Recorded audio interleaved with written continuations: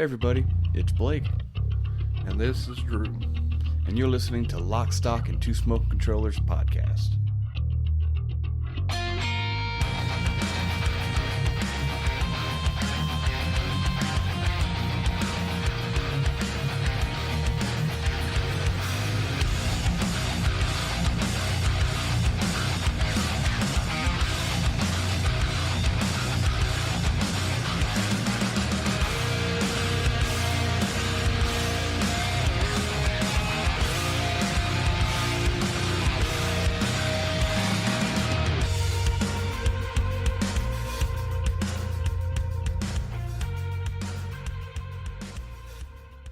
Hey everybody, welcome to episode 88 of the podcast. We've got two games and a band for you this episode, but real quick before we get into the good stuff, we're going to cover the boring stuff real fast, even though I guess one of the games is technically kind of boring, to us at least. Real quick, you can follow the podcast on Twitter, Facebook, Instagram, Discord, Twitch, all these places. We're a little bit more active depending on the day of the week. We do our favorite thing is probably the Twitch channel right now. We've been streaming games under the thing we call Three Smoking Controllers co-op endeavors with our cousin Brian. We've been going at Monster Hunter Rise for a while now, and apparently looking at other Rise videos, we've barely scratched the surface of a extremely large game. We'll continue to do that until we get tired of playing that game. Yeah, because it gets a little rough. Yeah, it's not always the most fun thing we're doing. Weirdly enough, when you shouldn't say that when you're playing a video game. Like, why do you play it then? Like, we want to win. It's supposed to be fun. We want to win sometimes. We have a Patreon, of course. Anybody creating any kind of content on the internet has a Patreon. That's just a way for you to give back to the people who spend their time making things that you listen to or watch and enjoy. So we appreciate anybody that gets on there. If you get on there, you get the podcast a week early. And is anybody on there who wants to name an episode? Because if you look at our podcast, we have really long, silly names for our podcast. If you want to name an episode, you get a chance to do it pretty much whenever you want to on the Patreon. We have a Spotify playlist that I'll be adding to today. The podcast is, of course, on Spotify because our distributor is owned by Spotify. So technically, me and Blake are owned by Spotify. But if you look up the podcast there, you find the podcast, and you find the playlist of all the bands, all the songs from the bands that I've played on the podcast, which I'll be adding to that today. Behind me right now, you should hear some sort of music bed. I don't know which one will be playing since, Brian edits now, and he'll be dropping in whichever one's next on the rotation. If you want to add some of your music to that rotation, just email us at the number 2 smoking controllers at gmail.com, and we'll probably drop you into the rotation if we like the music at all, or we'll probably just drop anything in there as long as it's not something weird or who knows what. We just want some more music in the rotation just for fun, and we'll give you a shout out if you drop something in there. We have a store where you can buy all the cool stuff like shirts and hats and pillows. There's puzzles, some underwear, hoodies, all kinds of cool stuff in the store with our logo on it. Our logo courtesy of course, Devious.Pixel or Mladen Markovic. Mm-hmm. So get in there and buy some of that stuff and wear it. And we have kids sizes too, so buy it for your kids and make them wear it, but don't even tell them what it is. It's free advertising for us. Sort of new trend.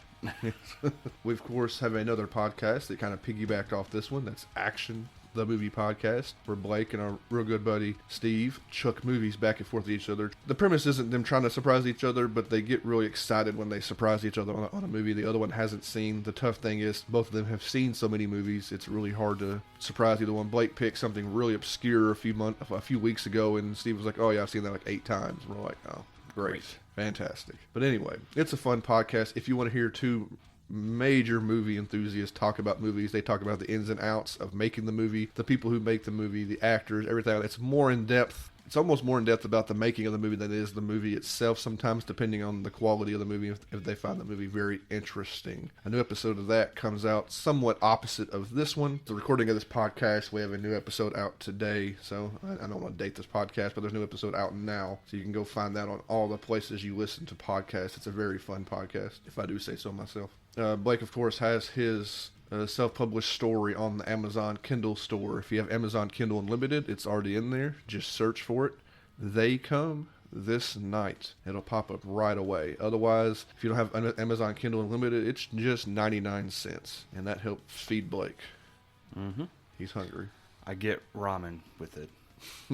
Ramen. Links to everything that I've just talked about is all in the show notes of the show. Just scroll down and click on either little things and follow us. You can keep track of when we're recording, when we're going live for Twitch and stuff like that. So just follow us on there. That's pretty much it. So with that, we'll go into the first game we're going to talk about, which I think, as I spilled earlier, is the game that we found a little bit boring.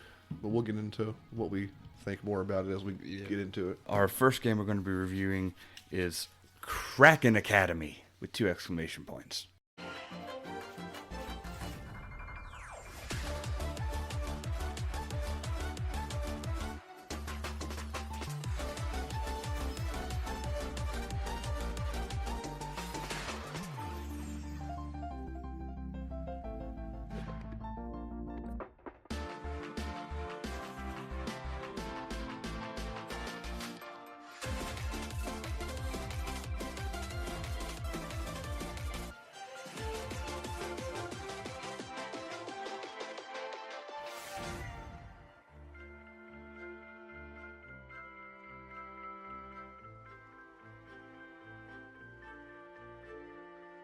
Now, it originally came out September 10th, 2021, and is developed by Happy Broccoli. Now, as far as I can tell, this is their only game. They're brand spanking new. They are just 5 members, 3 full-time, 2 part-time, and they're based out of Berlin, Germany. Oh, really? Mm-hmm. Everybody did have a lot of German names. Mm-hmm. Yeah, that makes sense. And so, one kind of interesting thing, the founder, Annika Marr, she got her start as just a fantasy illustrator and painter. Yeah.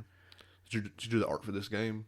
She did. This art's cartoony, but the art's pretty good. Yeah, she did some of it anyway. Some of the more fantastical elements. Yeah. But I just thought that was kind of cool. Like their first game, and her job was making, like I said, fantasy art, but it was like fantasy art as well as graphic design for a bunch of like German books, kid books, young adult books, and then there were like movies and TV shows, and she would do like the splash art for that, and then she would move on to did like books and all that stuff, did cover art for books, and I thought that was all pretty cool. And then she's like, well, I want to make something bigger, cooler, and then she created a small game studio, and they put out a game, and they're working on more. I just couldn't find out what it was, just as they are working on more. But I think they're handling the ports and everything too. Yeah, and the game was on Game Pass. Game Pass would have helped the little indie company get a little more notice if anybody was playing it. Unfortunately, it's for these small studios. It's really brand new. They put out one game. It is harder to find more about them, other than we're a happy independent studio trying to bring fantasy to other people's lives. Yeah. So the game. Yeah. The game itself is, I'll tackle the core mechanic and then we'll go into like graphics and stuff. Yeah. The core mechanic is you got 3 days to avert the end of the world, a la Majora's Mask style. Mm-hmm. And it's called Kraken Academy because there's a giant kraken that lives in a lake on the campus grounds. Mm-hmm. Which you interact with that character the least of all the characters. You're not wrong. Yeah, like it's always sitting there in the lake. You can go talk to him, but like everything else you're doing has very little to do with talking with that particular character. He's just the I one think Kraken Academy was just a name that kind of popped, maybe. He's the one that gives you the initial quest, and then the item that lets you. I don't know if it's called the Kraken Amulet, or it might just be called the Amulet, I think. Yeah, that lets you travel back in time to stop the end of the world. And you go to like when I looked into it online, some people call it a Hogwarts-esque school. Not really. There's any school now that has young kids to teenagers going to school that has magical things happening can be nothing but something like Harry Potter now. Exactly, and it's not. yeah, it's nothing like. You do get assigned to different schools. I mean, it is a lot like Harry Potter. Yeah. But before Harry Potter, this would have been called something else. But yeah, I mean, you are assigned to different kinds of schools. What are the different? You have the different. There are classes. 4 houses / clubs is what they're called in the game. Yeah. So you have Gryffindor, which are we'll call them the music camp. Okay. And Hufflepuff. We'll call that the drama club. That matches. I'm missing one. Gryffindor, Hufflepuff. I know Slytherin. So Slytherin is going to be the Jocks. There's going to be the sports club. Jocks. Who am I forgetting? I haven't watched Harry Potter in so long. They're the blue and gray, blue and black. Dang it. I think Ravenclaw. Yeah, you go. I'm There pretty you sure go. Luna Oh my was God, one. why do I know all this? And that would be the art club. Yeah, makes sense. Oh, this is just Harry Potter with Yeah. with a Kraken. There might be a Kraken in the Harry Potter somewhere. The basilisk and the Chamber of Secrets is It's not a Kraken. not necessarily, but it is a large sea creature. Yeah, I guess so. Nah, bah humbug. But so just in case you were confused during that analogy, the school consists of 4 clubs that people get assigned to, and they are music, art, sport, and drama. Yeah. And each club has a special guardian spirit, which is represented by a totem animal. Yeah, you're going around figuring out that the Kraken tells you they have been, I forget why, but they're hiding inside particular students. And you got to use the 3 days to go to find a way to get into each club, first of all, and then discover the person that is having the biggest issue, which is that really how you explain it? There's a person having a bigger issue than everybody else. Well, he tells you specifically who the spirit's residing in, and because their spirit is imbalanced, and once their spirit becomes harmonized, then it'll release. So you got to go figure out how to help this particular student and get the spirit released. We had a guide for this, so we kind of flew through this with a little guide on TA, I think it was, and we kind of knew exactly where to go and what to do. Using the TA guide, I was done in about 9.5 hours. Well, let me pull the game up real fast, but I should have done before or while we were talking. 9 hours and 20 minutes is what mine. But that's also because we were achievement hunting. Like, if you're... I got it in 6 hours and 11 minutes. Yeah, whatever. This is typical for if people listen to the podcast that know that I do things a little faster than Blake does. And the other thing is, like you reading online, other people, there's some people that, like, if you just plow through the story and call it a day and don't do everything, you can beat it in 6 or even 4 hours. If you're just plowing through. We want to get all the achievements just because. Yeah, because we could. We're going too much more into what you're doing. We talk about the graphics, of course. Yeah, it is pixel graphics. Pixel art, which sucks because, well, people love pixel art. It's exhausted. It's so exhausted, and the whole game is paired with everybody has the character portraits, which is what the game should look like. Oh yeah, there's really nice hand drawn, people, detailed thing, and so everybody's talking, and these portraits are popping up, but you're just staring at these little blobs of pixels that barely have distinguishing features. Yeah, which might be kind of why each character you have to interact with is a little bombacious. Not bombacious is wrong. We're a little just everybody's. We'll get into that. Like the game tries so hard to have personality. Yeah, every character you come across is like this. I want to say wacky character, but they're a one-dimensional character that as soon as you look at him, you're like, I already know what this person is. And archetypes. It's like, oh, there's a dude with a sports jacket. It's tied around his waist. He's, of course, it's already broken up into clubs. So you have the archetype, and then they each have like a subtype if they're going to be the jerk of the sports club or the awkward person of the sports club, or and you're just like, and they're all so one-dimensional. Yeah. Yeah, the writing doesn't help this game. We will say when me and Blake had finished the game, we kind of talked about it a bit. Like, oh, this wasn't like you kind of when the game first starts. You're like, oh, I think this will be interesting and fun and kind of silly, but everybody's just so boring. Yeah, It doesn't. And of course the glaring omission from this game. Oh yeah, no voice acting. No voice acting. Well, sort of. I actually have a little tidbit about that. There is one random piece in the end. Well, there's like chip and like bit voice acting people like gasping and saying, "Huh? What? Hey," like that stuff. But they used in-house talent and used a website called castingcall.club and did a casting call from September 1st, 2020 to September 15th, 2020 for 7 roles, 3 female, 4 male, and received over 1,000 submissions. Oh. It's weird. It's the first time we're hearing of that website in the entire history of this podcast, and all the times we've complained about no voice acting. And biggest omission is like the Pokemon games. You can't tell me that the Pokemon company can't afford a little website to hire some people just to voice some freaking characters. Nope. Anyway, but if a little 5-person company can go to a website and hire some no-name voice actors just to put a little bit of personality into their game, of course you don't hear these voice like this one. There's like one voice giving a speech at the end of the game is what I remember. And at the end of the game, they start talking. You're like, and now at that point it's just weird. Like, why is there a voice now? Yeah, at the very end. It'd be different if it like started and ended with narration, but they're not even starting narration. Yeah, it's just ending But narration. I get it. They're a small company. It's hard to fund things, but still, with the characters being, like I said, one dimensional. There's so many of them. There's about There's so many. It's about so many characters. The guide would be like, "Go talk to this person." I'd be like, "I don't know who that is." yeah. I don't. I think you have this.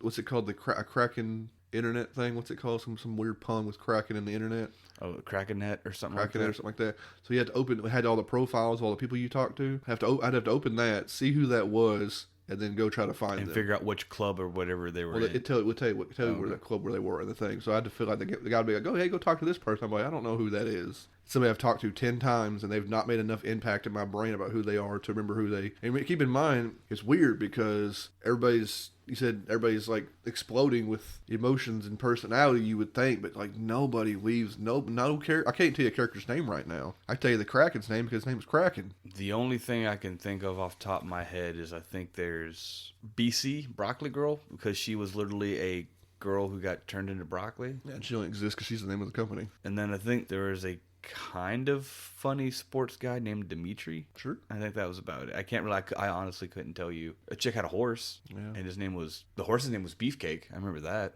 There's a Ron somewhere, or Hermione, I think they were like in the some background. goofy kid named Harry. He got bullied all the time by some kid named Crab. Crab. Yeah, Crab and Goyle. Okay. But anyway, joke's lost on you. But anyway, I named all the schools. The joke ain't lost on me. like I said, it's like besides that and going, you have like initial quests. There's one big quest, and to get, it leads up, go through the 3 events, and as you progress through the game, some of the things you get besides the amulet, you get some like tools and items and stuff like that. But one of the things you do get, which are these like costume changes. Yeah. Which I found kind of interesting and fun. I remember the one that like lets you punch walls out. The Skeleboner. Skeleboner costume, yeah. And some of the other ones really just let you sometimes to get to a classroom for a first time, get into one of the You had to wear like the drama outfit. Outfit to get in there, yeah. So we keep jumping ahead. Like what you do in this game, you really just run around and talk to people. Yes. That's needless to say. There's not a lot of game mechanics necessarily. It's running around and talking to people. And on a particular, there's a cycle of day and night time. You run through. The game's running on a clock that's running not real time, but it's running. It's like every 2 minutes or Something 3 like minutes, that. an hour passes. Be at certain places at certain times to catch people, or mostly I think it's really just day and night time. Like the person will be here at daytime. This person, They'll be here at a specific time, because there are times where it's like, hey, wait till 10 o'clock and then go to the bathroom to speak to the janitor. That's the one time it's that accurate though. Yeah. The janitor's running back and forth across the school at different times. So mostly it's go see. So you have 3 days, morning and evening basically, or daytime and then the nighttime cycle. So you will be told to like go to day 2 on the nighttime part. Go there and meet here, because you'll have like talk to somebody and you'll have a certain like there's a party people go. There's like this big party everybody goes to. There's achievement for taking all using because you can travel through time. You go to that party multiple times or some party something like that. But you end up going on 3 different dates, which aren't even really dates. It's just like taking these random people to random events. And I was like, there's no love story in the writing, so that like when you go on a quote unquote date, and like I think 2 out of the 3 they don't even think it's a date, but you get an achievement, and you're like, you go to like the 3 dates are, one's Broccoli Girl. Yeah. One's the campus pretty boy who wants you to help fight off fans and take his picture so he can post on social media. And then there's like the awkward girl in the giraffe costume. Yeah, that's like to a fair or something. So one of them goes to a fair. So maybe it's not all the same party, but Yeah, the girl goes to a party. I can't remember. Mm-hmm. Anyway, these three random people to these random dates that I didn't want to go on dates with. That means talking to them, progressing them to a certain part of their story before a certain day, so they'll be standing at a certain place for you to go talk to them to get that achievement. Yeah. And then if you want to do the other ones, you would you rewind to the first day and just take a different path. Rewinding and doing things differently over the course of 3 days obviously isn't a new idea, but it is the most interesting thing about this game, but it's still not a new idea. And nowhere near this game. I mean, this is one school, so it's nowhere near as even complicated as Majora's Mask or something like that would have been. This is much smaller scale than Majora's Mask. The only other thing is there is some, maybe because the game's, fairly new-ish, there are some quality of life things that need to happen. Primarily example, especially in a time travel game, is you can't fast forward through pre-read dialogue. Like if you're going to an area, like we followed a guide, so we weren't really going over things a lot. Yeah, we're repeating. But some of the stuff I read online, like people who were playing the game without a guide, trying to figure out what to do, is they couldn't fast forward through reread dialogue. Now I can think of what game was it, and I'll reference this game forever when it comes to time travel because it was a phenomenal game. But 13 Sentinels Aegis Rim. On days where you had to repeat yourself, you could literally hold the fast forward button and it would go through everything you've already heard before. That game would automatically stop. It would stop and wouldn't let you fast forward through new dialogue. That was so clever. Yeah. And I've had that happen in other games too, where they let you fast forward through dialogue. I think only Aegis Rim would stop you. I think others would stop you too, because it's something because you want people to see or hear. There's been some. I think it did it in visual novels that would let you fast forward to new dialogue. When you have different paths and stuff like that. Yeah, but not this game. No. It just seems like something. If you're doing time travel, you should definitely have the ability to skip pre-read dialogue. Yeah, I don't remember it being an issue. Do we avoid a lot of that? I guess. I think so because we had. I don't remember like mashing on a button, being like, "Oh, come on!" I don't remember doing that. No, but I did. It is a common complaint of some of the things online that I read. And beside one of the other things too, we talk about one-dimensional characters, and when it comes to writing, making pop culture references isn't writing. It's not writing. That's not comedy. That's not comedy. It's a lot of times it's a groan and an eye roll. Yeah. Now, if you can do it kind of cleverly and hide it in the background, but don't make it the focal point of the conversation. Yeah. Or make it the entire focal point of a character, hence the one-dimensionality. Yeah. That's the problem with, we might have mentioned this before, but that's the problem with modern writing these days, is people think it's good writing to just quote things people like. Be like, oh, it reminds me of that Family Guy episode where you're like, Darth Vader, Hitler, President, bad. And they're like, oh, let's vote for this person because she thinks the same things we like. You know, it was like, they've made that joke a million times and other things, that just quoting things and making references to people so they like you. It's annoying. I think I said before, nostalgia is a poison that we cannot get away from, apparently. I got a couple of things to kind of touch back on. Yeah. Well, before you jump into something else, one-dimensional characters, we haven't talked about who you're playing as. Oh, you're playing as a one-dimensional character named Protagonist. He has a name, doesn't he? He's you. He's you. He doesn't have a name. He has a name because he has a sister who has a name. Yeah, but you don't. You name the character your name, and everyone calls you that name. You don't have a name. Oh, really? As far as I can remember. Yeah, he's lame. You have a sister named Nadia. I think she's a twin sister, if I'm not mistaken. Yeah. But then you have you. I mean, that's it. Your character is just not that great, hence why you're a loser at this school, and you... Yeah, sometimes if you want to, there's a moving the day, because rewinding is one thing, there's a moving the day forward mechanic, which is calling your mom on the phone so she can berate you. And talk about how great your sister is.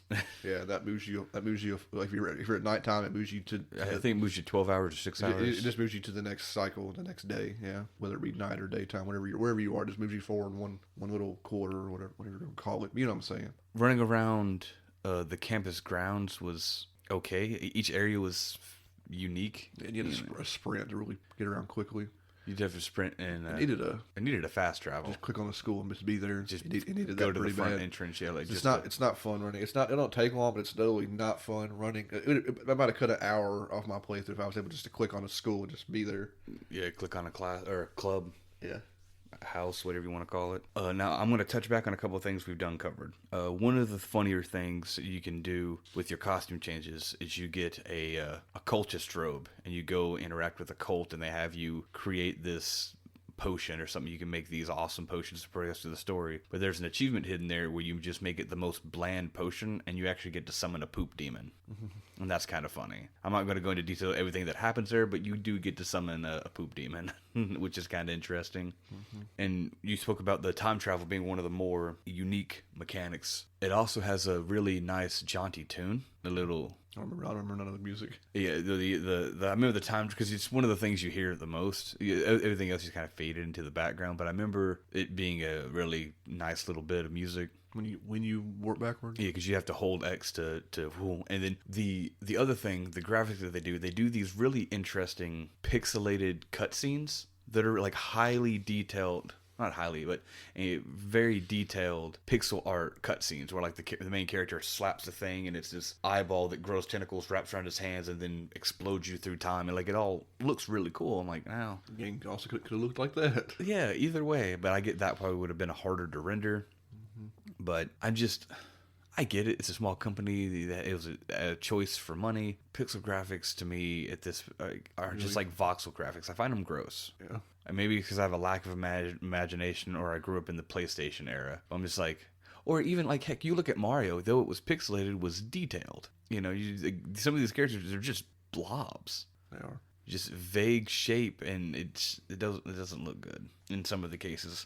Speaking of music, the only other like the music in total was like quirky little. It was just like some silly little ditties and jaunts. No way I can find that song. Well, that's not a real song. That's just something I'm like kind of similar to.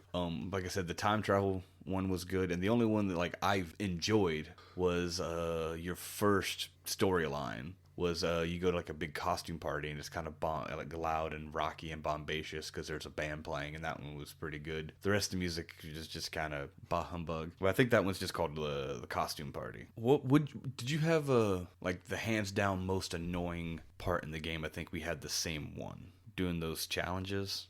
Oh, yeah, that's dumb. Well, that only harder because we had to do achievements attached to them. Yeah, and that spoiled some fun of the game. Maybe the game's more enjoyable if we're not achievement hunting. I don't know. That was the only one that was really hard. Yeah. What school, what class? That was the sports one. Sports ones, you had these 3 different mini games to do. The race, the Simon Says DDR thing, and then another one which was spinning plates. The spinning plates, yeah. So you have to do the Simon Says one. You had to get a score of like over 30 without failing. Yeah, it won't stop. But you just write down. He's like up, down, left, right. You just write. I just wrote it down. Yeah, but I didn't realize I went on a lot longer than I was supposed to. Yeah. It doesn't. The one thing doesn't stop you. Like there's an achievement for doing like 30 moves, but it doesn't stop you at 30. You have to like do 30 and then fail. And I was like, God, I don't know how many I did either. I wrote down in a book somewhere. Likewise. So I did that one. That's actually the easy one because you have to do each of the 3 challenges on the highest difficulty. Those are the individual achievements. So that one's I guess it's 30 steps is whatever 30 or more steps is hard for him. You write that one down. The next one is the next one the spinning plates. You can do them in any order you want, can't you? But you have to, you can do them in any. Well, you have to do either of those and do them, and then you do the horse race with Beefcake. The spinning plates. I thought it was reminiscent to the thing in Chrono Cross that you said you don't remember. There's this part really early in Chrono Cross where you have to feed these little things in a stable, these little animals in a stable, and you have to feed them. And you're like handing them Komodos or baby. Yeah, Komodos. but you're just moving. It's like whatever 6 or 7. I don't know how many stables it is, but you got to move back and forth across really fast and feed them, and they start turning red the hungrier they get, and you have to like keep feeding them until they get as many as fed as you can before one gets too red and too hungry and gets mad. This is exactly the same thing, except there's these 5 pillars of spinning plates, and you have to run around and like keep hitting the button to keep the plates spinning because they turn red and get wobbly. It's the same mini game except presented differently. I know you don't remember the Chrono Cross thing. It's been a minute since I played, but it's just that, and on hard it took me like I'm surprised it took me like 2 or 3 tries actually, but it's not fun in any kind of way. It's just not fun. It's kind of dumb to keep these plates spinning. So I did it though, and then the last one of course is the race with the giraffe girl. No, it's the horse girl Beefcake. You're racing Beefcake. Are you racing the girl that's riding a horse or has her horse? What are you riding? You're running a goat.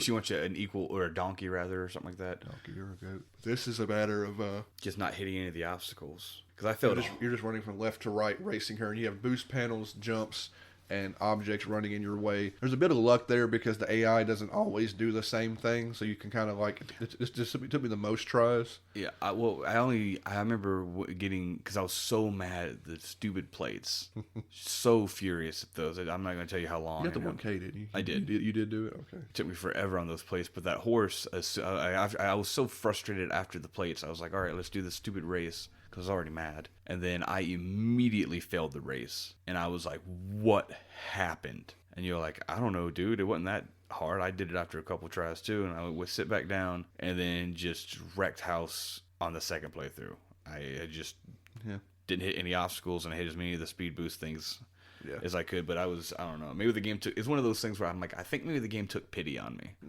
because of how long I handled the other two. I don't know if anyone else thinks that, but sometimes I think these games are self-aware, and they definitely take pity on you. I also know games are self-aware when you're looking for an item and a special drop, and it just won't drop, even though it's got like say a 10 or 20% drop rate. You go for like an hour, and you're like, where is this item? Yeah, I give up on one recently in Monster Hunter Rise that was 1 to 2%. Mm-hmm. I'm never gonna find this. We just moved on. But as soon as you move on, it You find like 3 of them. Yeah, as soon as you stop looking for it. Of course, we haven't fought that monster again since I gave up. But Anyway, we'll see. There's a story there, and for the people who do want to play, I don't want to spoil it. Yeah, there's what, the 3 houses, and then there's 4.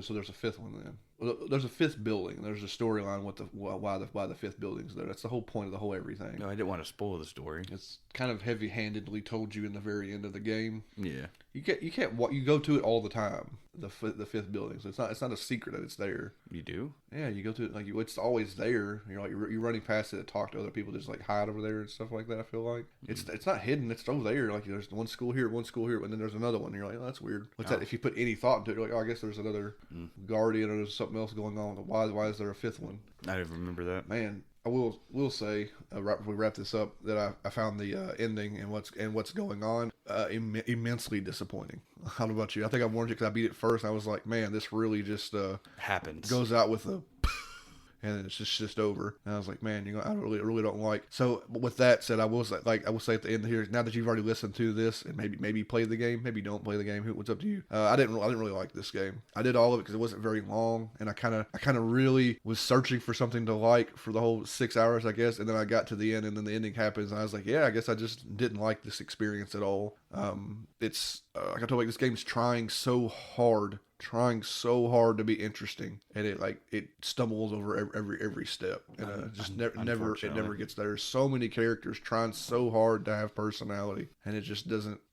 Nobody ever gets there, to me at least. I get me either. Like, I don't want to crap on the game because they made it. What have you done, video game wise? I beat the game. Yeah. Have you made a video game with just 5 people? I'd try. I'd make a masterpiece. Sure you would. I'm sure it'd be voxel art. Oh God, no. It'd be a side scroller beat 'em up with pixel graphics and a voxel art CG at the end. Yeah, my dream. That's all you can afford. My dream.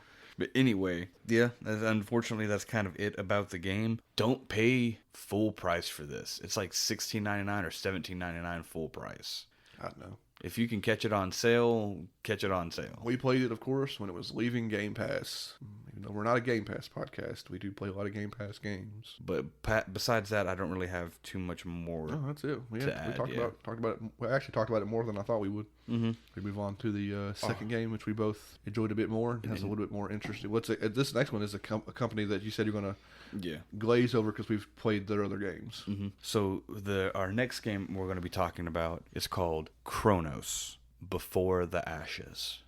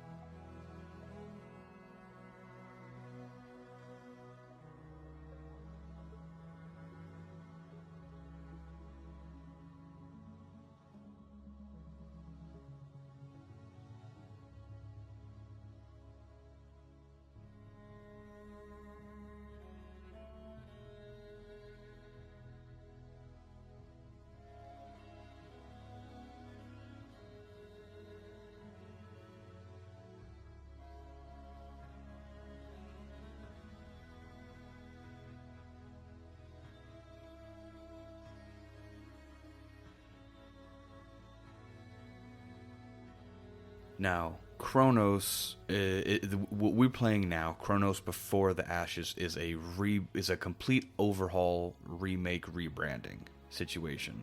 On a remake, it just goes from a VR game to a regular they game. called it a complete overhaul because of everything they had to do.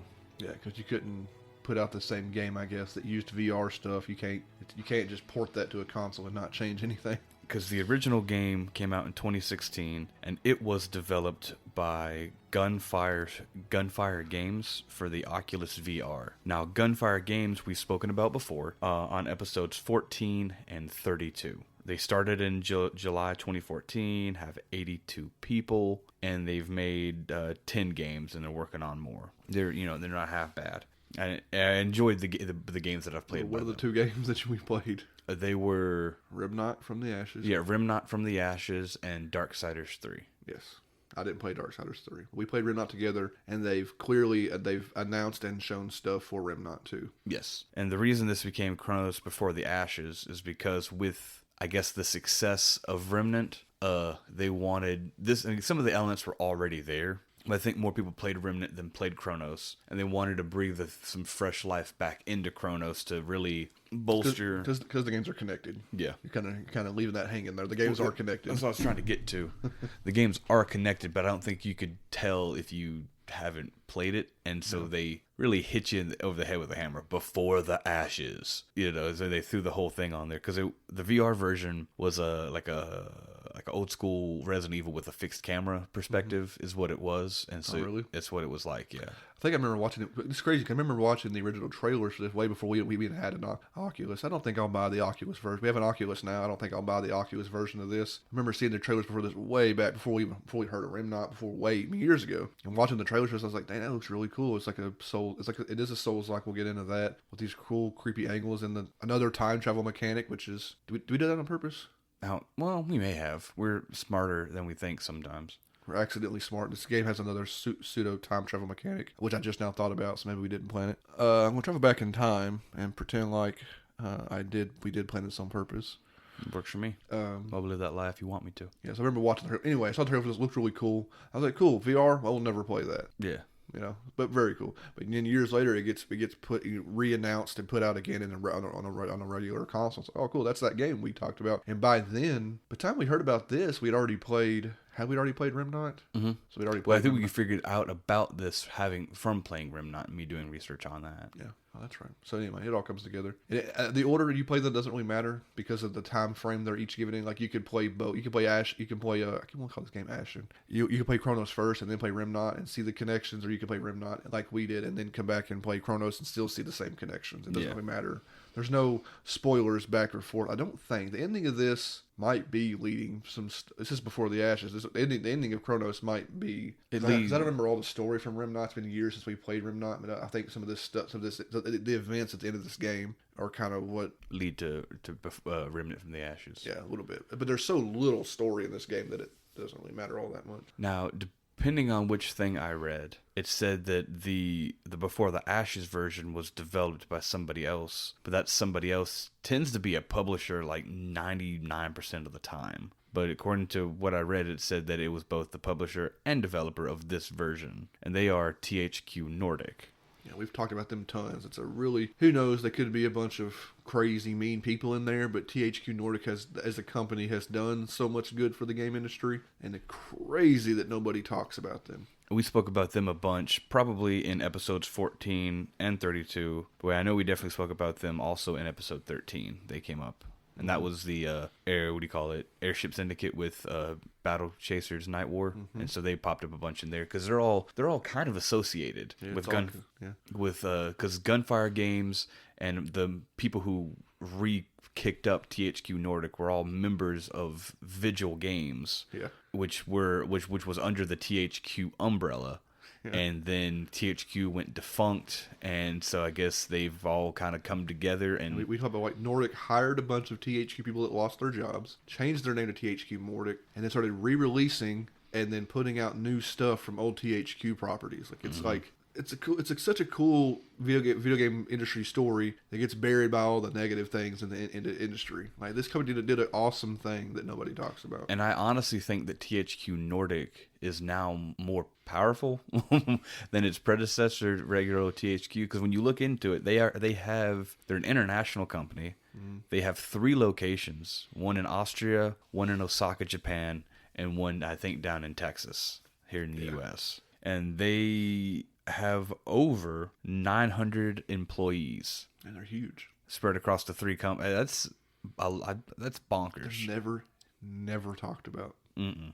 And they just keep all everything in my life, all my social media stuff is literally all tied to video games, and that company never comes up. They don't do anything bad. They just plug along. And Man, that's the nature of the freaking internet, is they don't ever do anything. You know, their bosses ain't running around grabbing girls' butts and stuff. So you don't ever hear about THQ, because all they do is put out games. Literally, God forbid, they're just a game company that puts out games. Is all they do, and that's not worth talking about in the modern world. They put out games. They acquire people who only put out like one game, and they're like, "Oh, that was a really cool game. How about you come up under our umbrella and just keep doing you, and we'll help you out wherever we can." They just keep growing, and like it's crazy how many properties they have now, and how many subsidiaries they have. Because THQ has like I get a lot of my information from Wikipedia. Don't judge me. It's a lot better now than it used to be. But it actually had a whole separate like page for its subsidiaries and when they acquired them and the games they've made under the umbrella and all that stuff. So THQ Nordic, thumbs up. Keep doing good work, guys.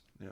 Now we're going to dive into our game. Yeah. And we played, obviously, we didn't play the VR version. We played the Before the Ashes on Xbox. Now, through GameFly. Before the Ashes came out December 1st, 2020 on everything. It launched on everything. It didn't have to do anything because they prepped for this. Yeah. Because I think I think Remnant from the Ashes did incredibly well, if I'm not mistaken from my notes previously. I'm not going to scroll through them, but I think it did very well. Yeah, really cool game. Like 2 million, 7 million copies. Yeah, we enjoyed Remnant. It's like we call it like a Souls-like, but with guns. Mm-hmm. Yeah, we did all that game except for we beat all the main game, and then there's an insanely hard DLC final boss that there were 2 DLCs. 2 DLCs, but the second DLC is like the final story of that game. There's a final boss, and it was just balls to the wall insane. We're just like, well, we've enjoyed playing this game, and we're going to stop playing this part now. Yeah, which I've done that like 2 or 3 times in my life. Where like the last boss of that, the last boss of like Lollipop Chainsaw, and then like the last boss of I Am Setsuna. There's like weird games where I just get to the last boss and it goes so poorly that I'm just like, well, I guess I'm done with this.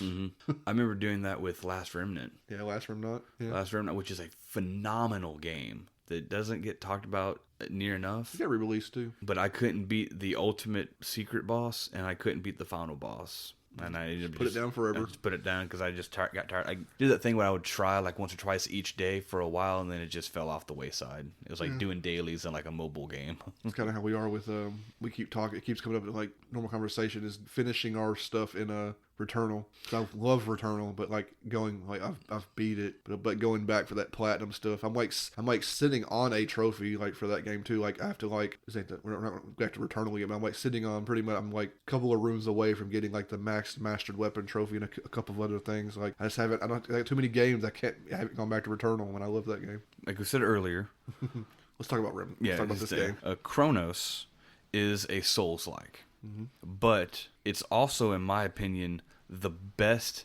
entry-level version to a Souls-like, period. By a huge margin. Because it lets you understand the combat. You got sword and single-handed weapon. It's also the only Souls-like I remember playing that has difficulty settings. Most of them just like, deal with it. Yeah, it does have a difficulty setting. It's easy, normal, and hard or whatever. Yeah, so it has a name, but yeah. Yeah, and I played through on easy because I'm what you might call a baby. Yeah, me as well. But it's literally, it was perfect. Like, I mean, don't get me wrong, I think it may have been a little too easy, and I got a little... I died one time. I didn't. I died one time via a trick in the game. A funny mechanic of a trick, but I was able to avoid some deaths based off Blake running into other tricks. I never died. I died one time doing a trick. Did you ever die in combat?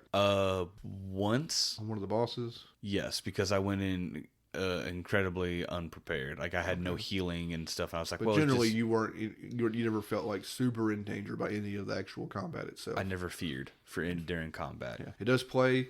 Maybe because of easy, I'm not sure. It does play like a Souls-like, but swinging your weapon does not take stamina, which I'm guessing is. I think that might have been easy.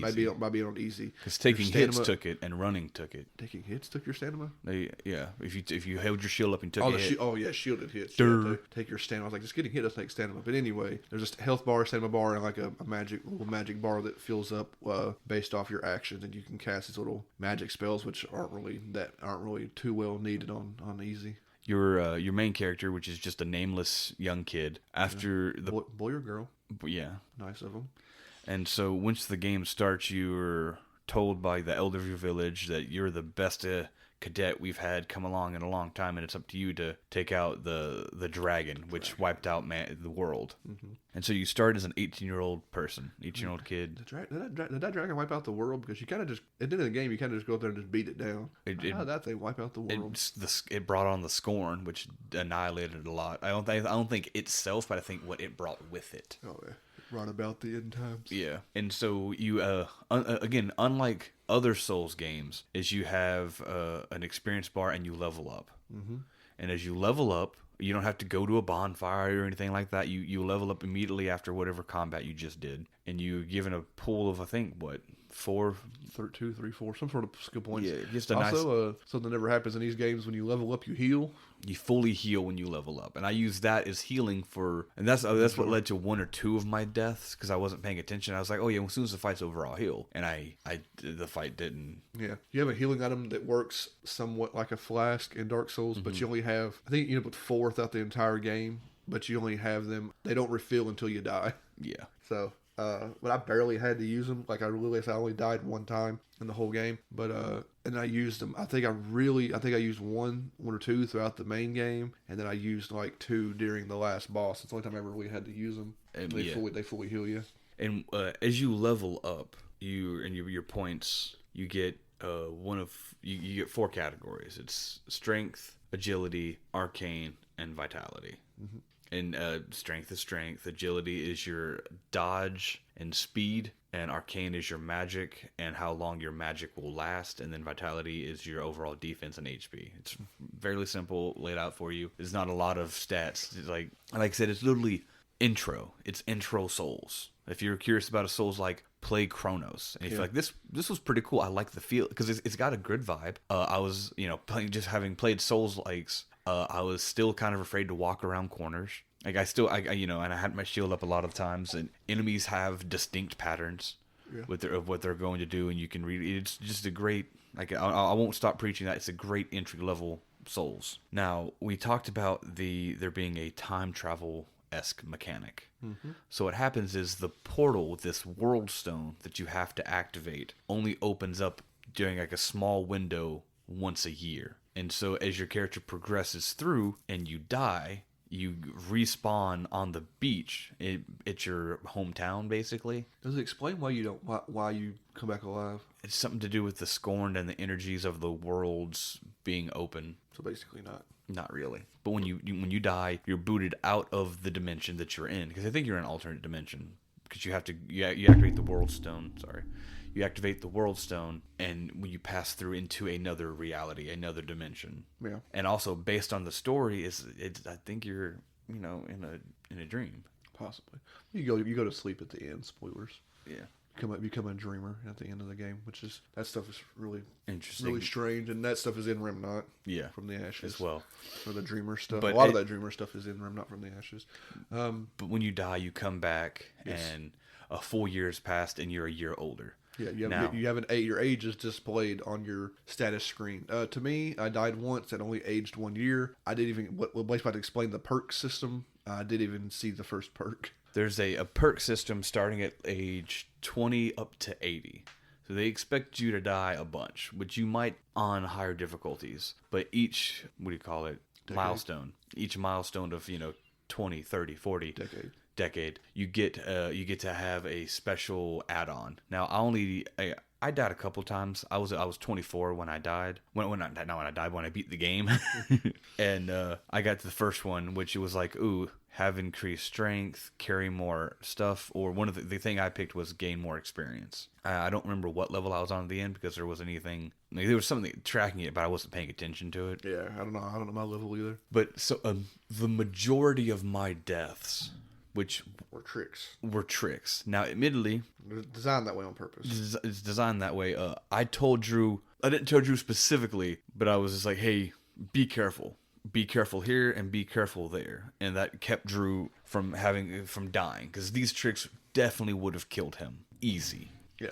Because there's some spaces real early on, actually, like you interact with the first boss before you can actually kill him. Yeah, he's walking around. and you have to hop into his room, and he gets angry and starts charging towards you, and your only choice is to open up a gate as fast as you possibly can and then run through that gate.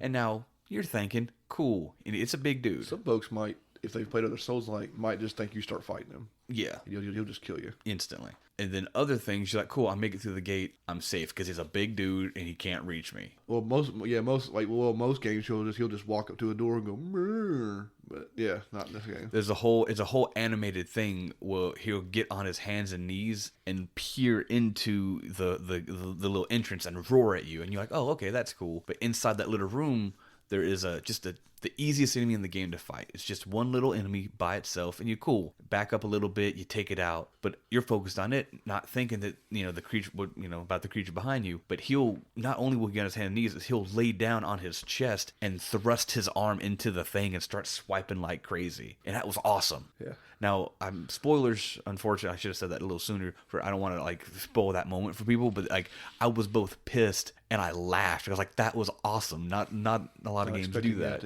Put different. We will say, it's about games and additional animations and effort.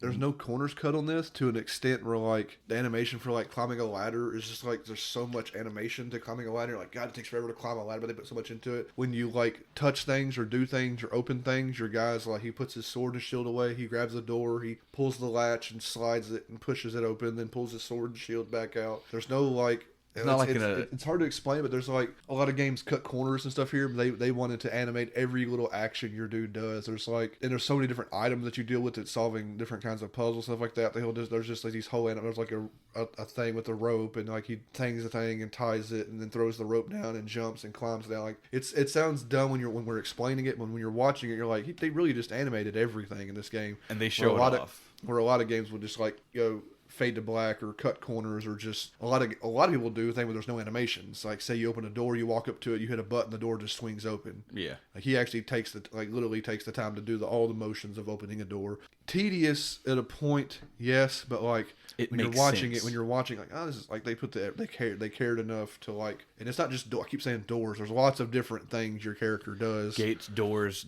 Like I said earlier, when you had to crank that thing beside the first boss, you just feel like you're cranking, the thing's coming towards you, and when he gets to the final crank, there's a latch. The guy has to reach down, and he latches the thing in place, latches the lock in place, and the guy's running at you, and you do all that, and then you sprint to the door. Yeah, it is really cool with the amount of details. Like you said, it does get kind of tedious and monotonous. Like, oh, here's a ladder. I started jumping down. Like, you would kind of walk. You see a ladder, like kind of like walk around to the opposite side of the hole for the ladder and look down. It's like, is that going to kill me? And kind of just fall in instead of climbing the ladder down. Yeah, I did start dropping off ledges and stuff. Because he puts a sword shield away, grabs the ladder, swings around, and like really does it all. And it's just, man, I was doing that thing where I was hitting the like for Dark Souls, you hit the sprint thing to slide down ladders. It doesn't work. He won't slide down ladders. It's scripted. Yeah, it's scripted. So say, I mean, I guess it is like just an animation that plays out. It's a scripted thing. Now, some of the deaths I did were my own fault because I got used to hopping down, and I was like, okay, it's not that far. Just hop down, take a little bit of damage. It maybe.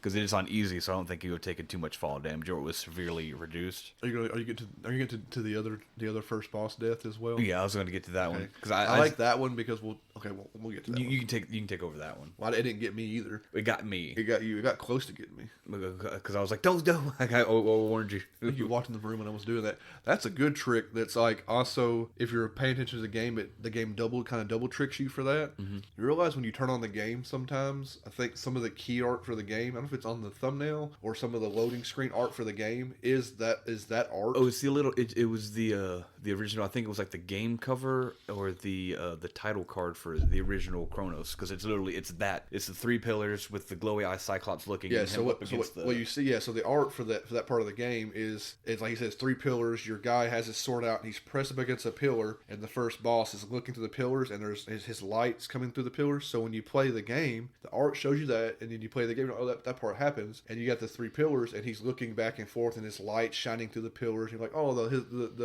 I just hide behind the pillars, and I'm fine. You run through the area, you grab your item, and you come back through, and you're doing it again. What you don't know is that you'll hide behind the pillar. He doesn't care about the pillar. For the first time in gaming, which I think is really funny. He It's in the art in the game. He just reaches through the freaking pillar, shatters he just swipes the whole. Just swipes the whole. Yeah, he just kind of like smashes all the pillar. He don't care that you're hiding behind a pillar. Instant death. Yeah, instant death. Blake warned me like seconds before it happened. I was like, Blake's like, you were running to the pillar. I was running to the pillar. Blake's like, no, don't do that. And I was like, what? And I turned, and as I turned, he was swiping behind me and like annihilate everything behind me. And I was like, cool. Run.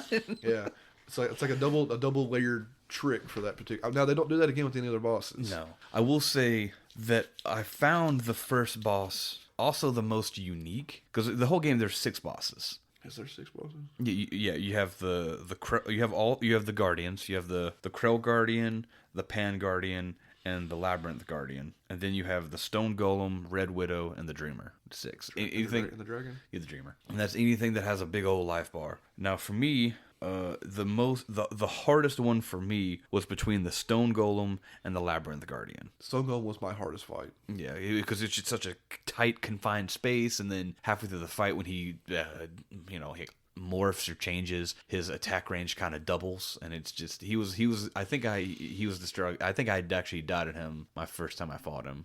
Yeah, he's one of the few times in the game I used healing near combat. Mm-hmm. But when I say most unique. Besides the final boss, it's unique in and of itself because it's a final boss. It's got a slightly different mechanic that if the boss is on screen, you can't heal. Because your healing item is like a magic dragon heart. Mm-hmm. And he's part, it's part of him. He is a dragon. Well, before you get to the boss part, the first boss is linked to these mirrors. That's as I wanted to bring up this whole unique aspect. Before you get to him though, you walk into these mirrors. These mirrors are like teleporting you to different places, which I thought was cool because it does teleport you. You do see there's a puzzle sequence, and the game doesn't do this anymore. Like this whole first area, it's like some company you hear about. Some companies will put so much effort into like the beginning area. Now the rest of the game is cool, but like there's a lot of unique, like a lot of cool mechanics in the first area that they just don't kind of do. That they don't I don't prefer about reusing. I thought there'd be other cool ideas that would just happen. Yeah. Everything else is just kind of like, oh, okay. But like first is like you see you're looking for a key or something like that, and the key is inside this cabinet that you can't unlock this cabinet. But you can't interact with it. You can't interact with nothing with this cabinet, but you do see. You've seen the mirror before, I think, and then you see this. There's a mirror. There's a little mirror inside the cabinet, and it has the runes on top of it. And you're like, oh, that's weird. You don't think about it, but then you find. No, maybe you don't find that other mirror first. I don't remember how. I don't. You do find the walkthrough that leads you from like 2 places. It's a shortcut back to opening up the bonfire. But anyway, you change the runes on it via like a Stargate or something. But then if you look closely at the little mirror inside the cabinet, there's its location. It's 3 runes on top of the door. So you take that to the mirror, enter those 3 runes, and you walk through it. I didn't know what was going to happen. I was like, I didn't know what the mirror really was. Like, what does this open the cabinet? But it worked. It made a whole bong, like approval noise, and then it lit up. Yeah. And you walk through the big mirror where you're at, where you enter the runes, and when you come out, you're inside the cabinet and you're tiny. Yeah, and I thought that was really cool. Yeah, there's little mechanical versions of the enemies you were fighting, little toy like wind-up versions of the enemies you're fighting. There's one stomping outside the room you were just in. Yeah, but it's like a regular-sized enemy stomping outside the room. You had to run through the cabinet, onto the books, kill these guys, go outside, climb this like bookmark ribbon thing that's hanging off, climb up that, which again has a whole animation. Any other game, you'd click on it, you just appear up top. No, he puts his stuff away, grabs women, swings around, climbs all the way up it, climbs back out, and pulls his sword and shield back out. Does the whole thing. Yeah. Fights him as you grab a key. I think the key miraculously shrinks. Yeah, once you pick it up. Once you touch it, because the key's gigantic. Yeah. And then you have that key, which you need to go somewhere else. Mm-hmm.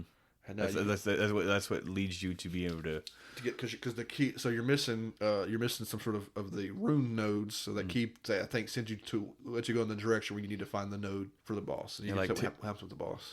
Now the boss, like I said, one of the more unique things is like it's one of those things like I realized what was going to happen right as it was happening, and I was like, is it going to happen? Is it going to happen? Because this is really cool if this is going to happen. Because you just shrunk down, and we said earlier that the boss is giant.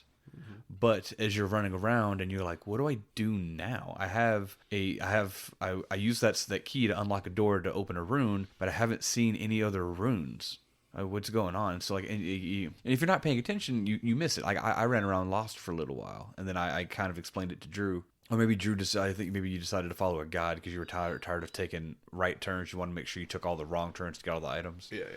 But as you're running around and you were like I don't see another mirror, and I found it by accident because I was trying to like run back through where that boss was. And in the back of the room, there's a large mirror with 3 runes on it. And you're like, no, yes, maybe. And so you run back to the mirror. I mean, I got lost and had to fight my way back to the mirror because I couldn't find it. But once I got back to the mirror, I put I wrote it, I took a picture of it because I don't write stuff down. I just took a picture of it. And then when I went back to the thing, I put the code in and it gave me the acceptive bong noise. And I was like, oh no. And I walked through the door and lo and behold, you're now giant, the same size as this monster. And you just get to fight him.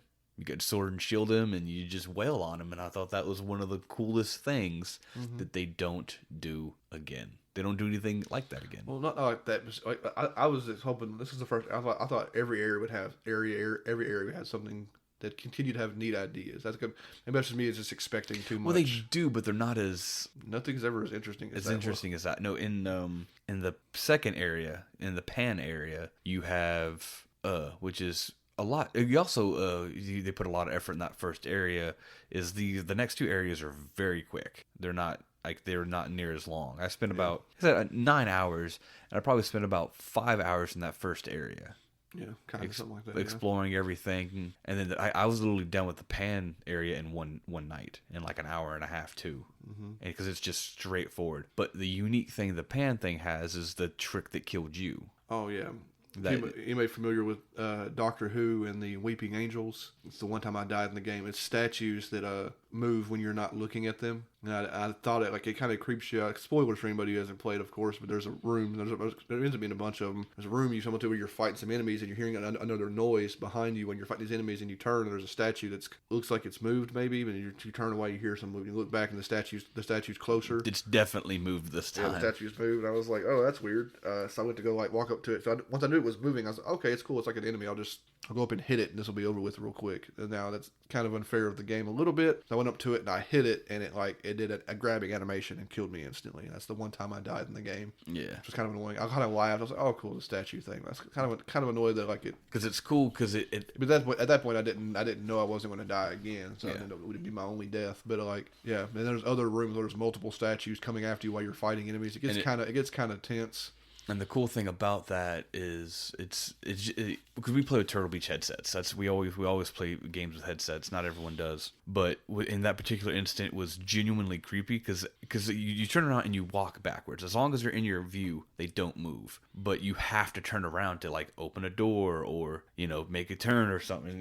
They're out of your sight, and so as soon as they're out of your sight and you start moving, it's like rocks grinding, and you can hear it behind you, and it's just kind of like intense. You turn around again, and the grinding stops. It's just a real cool, little, interesting, fun mechanic to play with. And the labyrinth one was just the new enemy types and like that stupid puzzle, that sliding puzzle, and then the floor coming up in front of you, a la Bastion style. I've seen that 100 times across gaming. Yeah, wasn't nothing special about that. Yeah, you fight the various guardians. You do have a weird. Spoil too much about don't spoil the sleeping people, because there is a way you're able to affect one of the bosses before you fight it. I will say that there's a way that you can affect a boss by using the mirrors.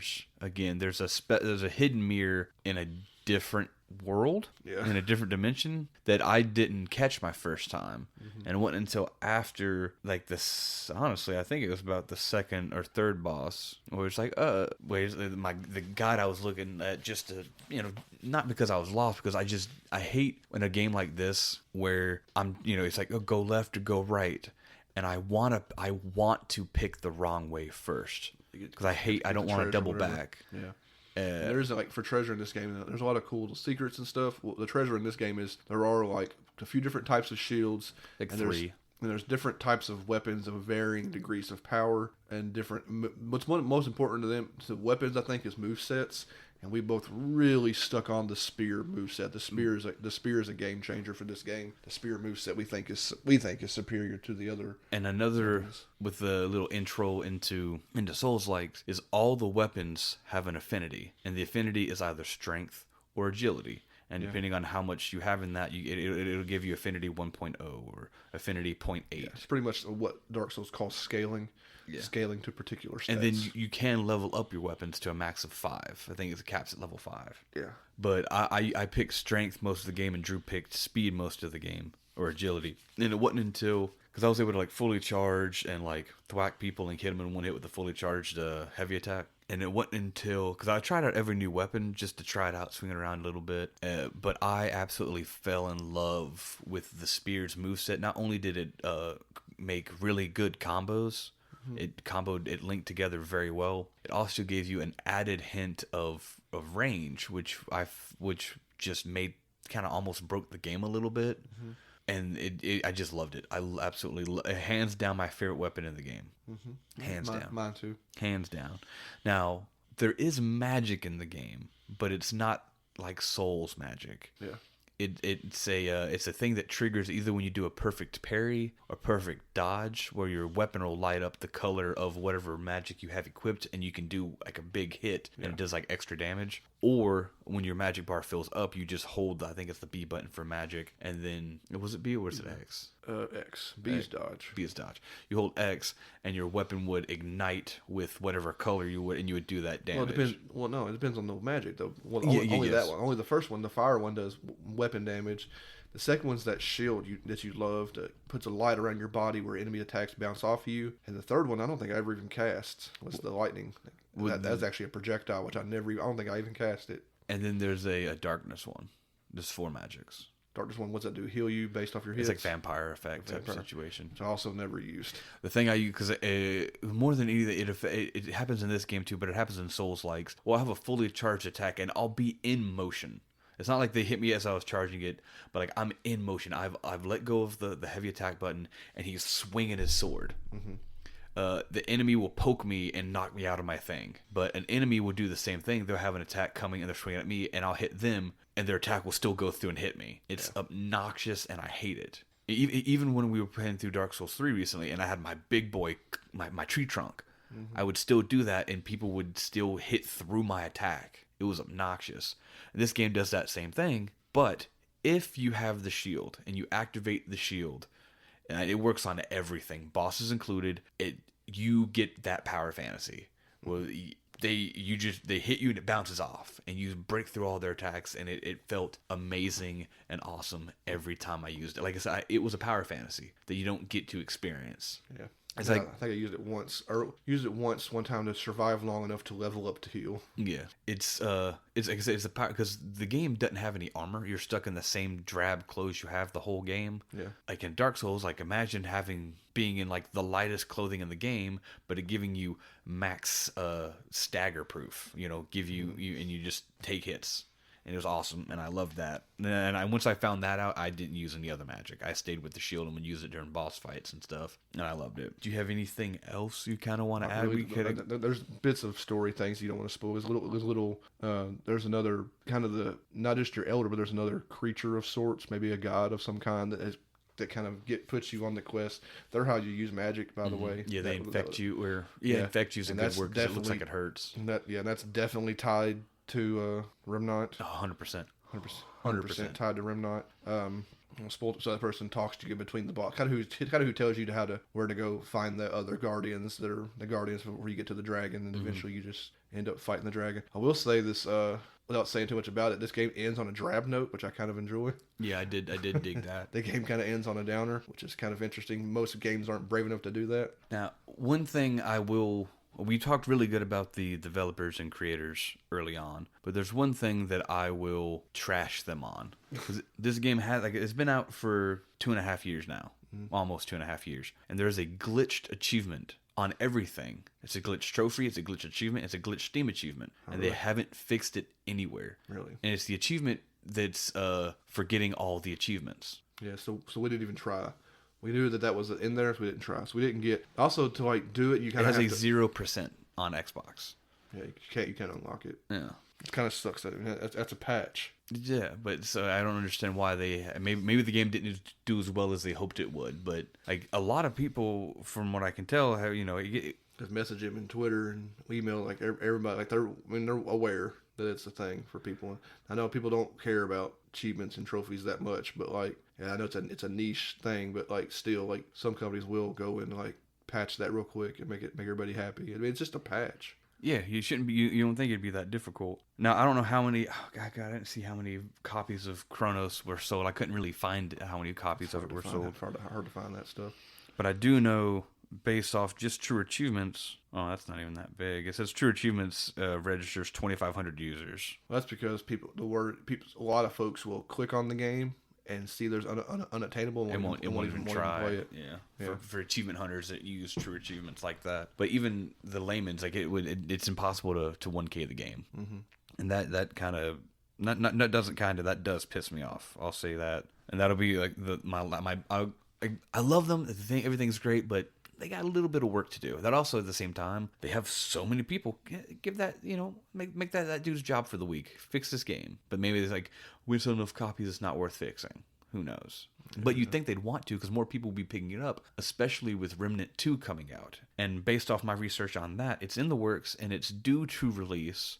There's not a solid date, but it says it's suspected to release either in the second or third quarter of this year. And so we're in the second quarter now, and I haven't heard anything about it. So chances are it's probably going to be in the latter part of the year. Yeah, for sure. With a game like this, it tends to be kind of creepy and scary anyway. It'd be a good like Halloween to holiday thing because of how long it is. Yeah, who knows? I did get 35 of the 40 achievements, which were the difficulty achievements. There's an achievement for getting all your stats to level 30. I didn't do arcane. Yeah, well, we didn't talk about that because as you get older, like when you're young, it takes one ability point, one skill point to raise your strength. It takes one of this. As you get older, apparently, it'll take 3 skill points to raise your strength because you're getting older. And then it takes, like when you're young, it takes 3 points to raise your arcane level. So it's not worth it. So as you get older, you get less. And now that gets to a point where you can't even raise your strength and agility no more. It does get to a point where you can't. But we didn't play that far. But I did get the 30 on the other 3 stats as well. I got 35 achievements as well in 6 hours and 21 minutes. 9 on the dot. Yeah, 6 hours. We got every other achievement. There's something. What did we? So I didn't get. There's unlock your first trait, which I didn't get to. 30 points in arcane, game on heroic, game on adventure, and unlock everything. I just wasn't going to do that if I can't do it all. Yeah, mine was one of the hidden ones is beating the game at age 21 or younger. Which I did that one. Which I didn't. Mm-hmm. But other than that, great game. Definitely go play it. Yeah, if you're ever curious about what I'm interested in Souls-likes, but they're all too hard, start with this one. It's the best place to start. Are you ready to move on? Yep. The last thing we'll do real quick is talk about a band for a minute or two, and then we'll leave y'all with a song for them. Kind of like normal how I end up picking a band is they released a new song. Not a whole album, of course, because these guys haven't had an album in a very long time. But the band is called Earshot from Wikipedia. They're an American alternative metal band formed in Los Angeles in 1990. What's crazy about this band is you don't hear this too often. The only original member of the band is the singer Will Martin. Other than that, there's a constantly rotating. It's probably why there hasn't been an album in a long time. There's been a constantly rotating cast, band members, whatever you want to call it. They have 3 albums. The last album coming out in 2008, but then there was an EP that they put out in 2015, and then basically nothing since then except for the occasional they'll put out one song here and one song there. It's really random. That's like he gets a couple of guys together and they're able to record one song, and then all those guys leave, and then a few years later he gets a couple of guys together and they put out a song. It's one of those, the guys leave. It's one of those things where it might make you think that he's a monster. We have no idea though. Yeah, but like because you look into other things, like we talked about it way earlier in the podcast. Flaw. Chris Voles was an abusive alcoholic, would like throw beer bottles and cans at his people while they were on stage playing or while they were recording. Mm-hmm. He was an absolute monster. Now he's gotten better with, I guess, people's acceptability with men's mental health, and so he's gotten help and he's making music again. I haven't heard anything bad about that again, which is great. He got the help he needed and he's making music again. Yeah, but we know nothing about this guy. Or I guess, yeah, I could. There's a couple of the ones I can go into, but yeah, he was a one we've talked about. Chris Voles has just been on the podcast. Yeah. We talked about him before. Love that singer. One of my favorite songwriters, Chris Voles. But I couldn't see anything that mentioned him being bad or being angry or being a dictator. They're just kind of like he's just, other people just move on. Maybe he just doesn't write music fast enough, because it does say when you look into it, it's not like every song's written by the band. It looks every song is written by him. He gets the only credit. So just lyrics and stuff. Yeah, so maybe he's just not as creative. Two other strange things about them. Their third album is not on Spotify. Mm-hmm. Weirdly enough, I think I knew the song when we looked at it. I know the song, so I must have had it like digitally back in the day when I really was following this band. The third album is the only album from a different label, and doesn't but only the single from the album appears on Spotify. It's very strange. It's very strange. I'm sure you can find it on YouTube and listen to it. I'm not picking a song from that album for kind of because of our Spotify playlist, and I want to be able to have the songs from the bands on the playlist, so I didn't pick a song from the third album. I have to mention, I'm not a big fan of covers. I know musicians love other musicians and they love other people's work, so every band does covers. It happens. It's very common. But I mentioned they have a cover of Uninvited, an Alanis Morissette song, which is like really good, like so good. I was like, I want to play that on the podcast. I was like I'm not playing cover. Not playing a cover of them. I don't want to play the original work, but they have a cover of Uninvited, which is definitely worth listening to. We've listened to it 100 times now the past couple of weeks. We've been listening to the band, trying to find a song to pick. So go play that, of course. They have a new song out now, so go. I didn't pick that either because I like folks to go listen to the song that I play and then maybe go find the band and like give the new song more plays. What was the new song called? Unraveling? Yeah, Unraveling, I think. It's weird their Wikipedia has not updated for that new song. It just came out. I'm sure it will be in a week or so. Yeah, Unraveling, I think is what it's called. So go listen to Unraveling. What more is there to say about this band? It's hard to say anything about the band because it's just hard talking about bands. Generally, we say this every time I talk about a band. There's not, because all the members are always changing for him. He's a phenomenal vocalist. Does a really good vocals. Yeah, I don't know what else is there to say. I'm picking a song. I still say they're so good that we struggled for a while to find a song to play. They have quite a few singles, so that narrowed it down a little bit. We tried to avoid the singles. They have a really popular, at least when they were bigger. I don't know how they didn't stay big. They were big, and their music was all over everything. When their music ended up in a lot of different promotions and video games, and I think wrestling was using some of their songs like that. They have a huge single called "Wait." Yeah.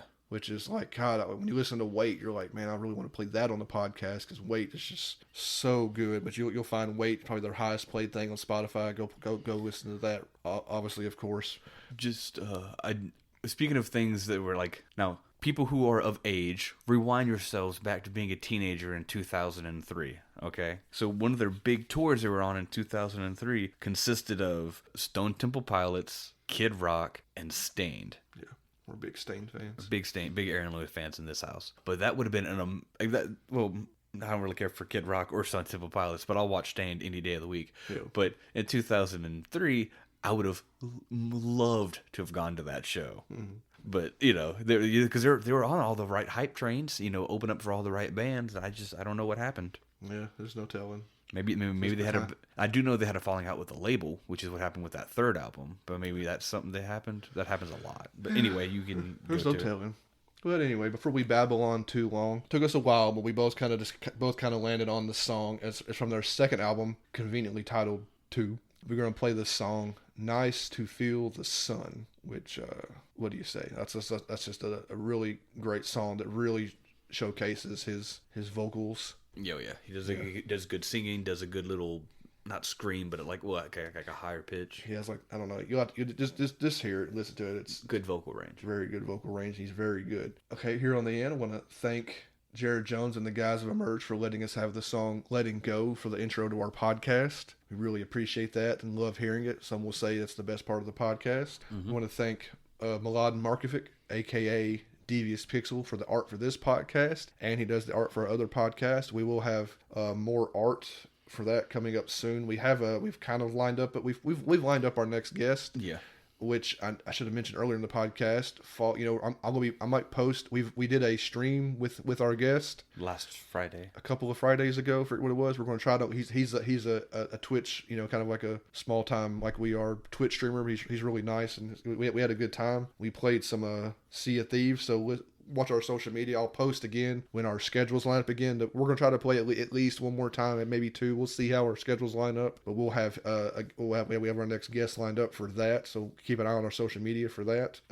And thanks to Brian for continuing to edit the podcast. He hasn't quit yet, which is always good for me because I got to edit the other podcast. So thanks, Brian, for sticking around and streaming games with us and stuff like that. And I think that's all I got. So Blake will say his final piece here, and you will hear "It's Nice to Feel the Sun" by Earshot. I want to wish everybody a good evening and good night.